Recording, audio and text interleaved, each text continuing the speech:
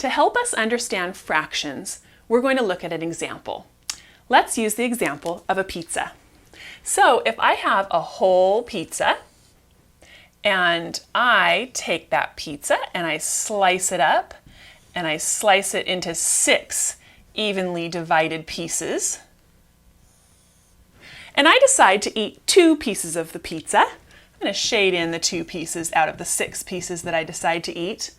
I can either say I ate 2 slices or 2 pieces of pizza, or I could say I ate 2 parts of the whole pizza, or I could say I ate 2 parts out of 6 parts of the whole pizza.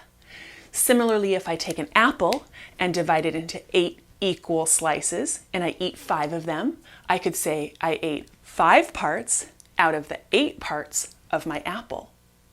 We use fractions to express parts of a whole.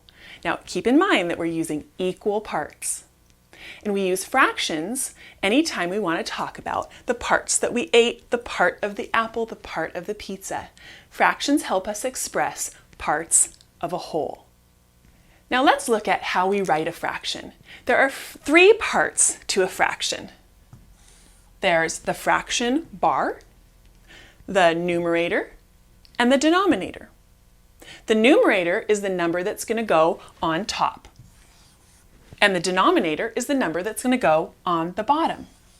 Now in this case, the numerator here is representing the number of pieces of pizza that I ate, or the parts that I ate. The denominator here, the 6, is representing the total number of pieces that make up my whole pizza. So in this example, I am going to say that I ate 2 parts out of 6 parts of the pizza, and the fraction would look like 2 over the fraction bar, 6. If I wanted to talk about the number of pieces of pizza that I did not eat, I could also express those as a fraction. The part that I did not eat would go in the numerator, the 4 pieces I did not eat.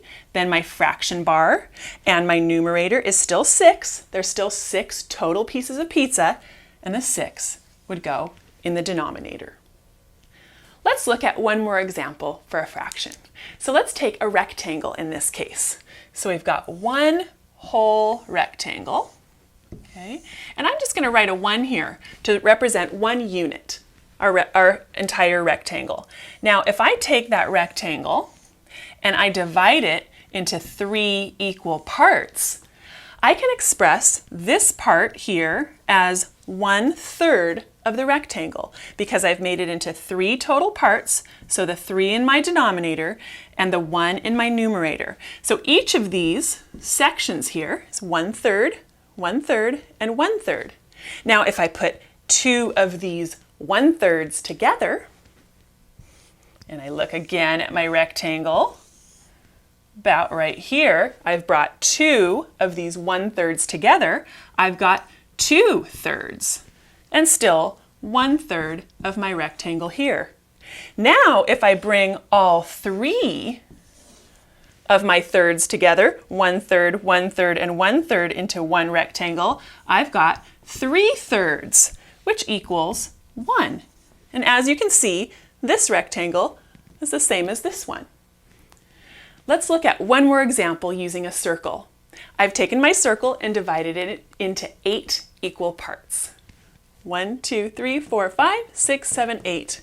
And if I shade in 3 of these parts, and I want to represent the shaded part in a fraction, parts of a whole, I'm going to use the 3 is my parts that I've shaded over my total number of pieces in my circle is 8.